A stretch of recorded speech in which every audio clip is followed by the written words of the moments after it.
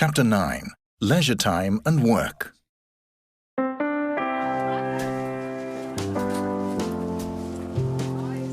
In Denmark, there are tens of thousands of associations. This is where a large part of people's social life takes place.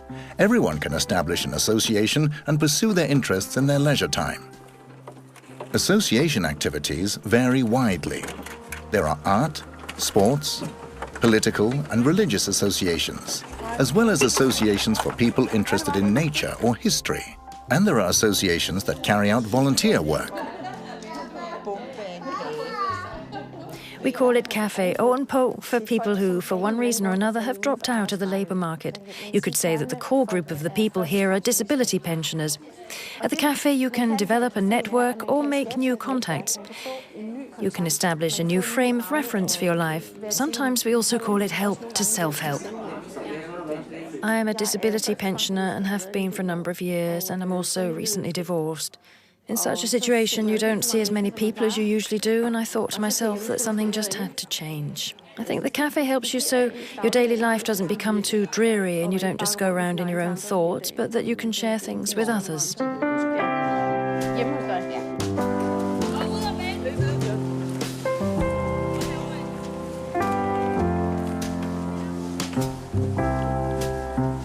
What I like about an association is that everyone has something in common that they think is exciting, and it involves a lot of social interaction.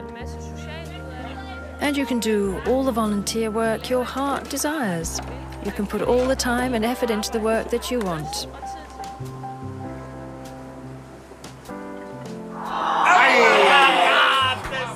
There are also a number of cultural associations for various ethnic groups in society. Being a member of an association is one of the most common ways to be together with others and to become acquainted with new people.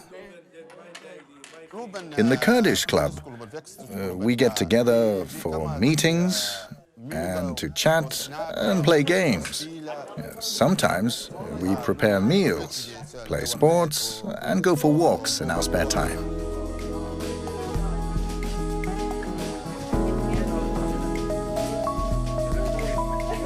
In the majority of workplaces, there is an open, spontaneous social tone among the employees. There is often also an informal tone between the employees and the boss.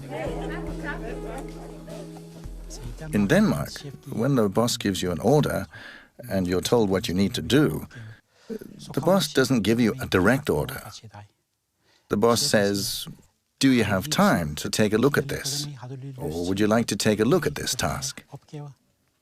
In many cultures, you are used to being given a task. Now, just do it. Here in Denmark, there is a dialogue. The boss always has a dialogue with his or her employees. If you misunderstand the boss's objectives when you hear, "Do you have time to take a look at this task?"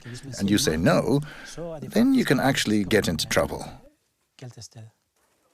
If you do not know the rules and mentality at your workplace, complications and misunderstandings can occur, which could be otherwise avoided. The way people work together, the humor and lines of authority at Danish workplaces are determined by a number of unwritten rules, so it's a good idea for newly arrived immigrants to become familiar with them. If you are uncertain about something at your workplace, and this can happen to anybody, all you need to do is to ask your closest colleagues. I think that's a good place to start. Just ask your colleagues. In Denmark, it's not embarrassing to ask your boss or your colleagues questions about what to do. Someone will always be there to help you. There's a lot of small talk at the workplace. You are together with your colleagues during coffee breaks, standing round the coffee machine, and also during lunch breaks. It's very important that you spend time with your colleagues, on excursions and company parties, as a lot of knowledge sharing also happens at these social events.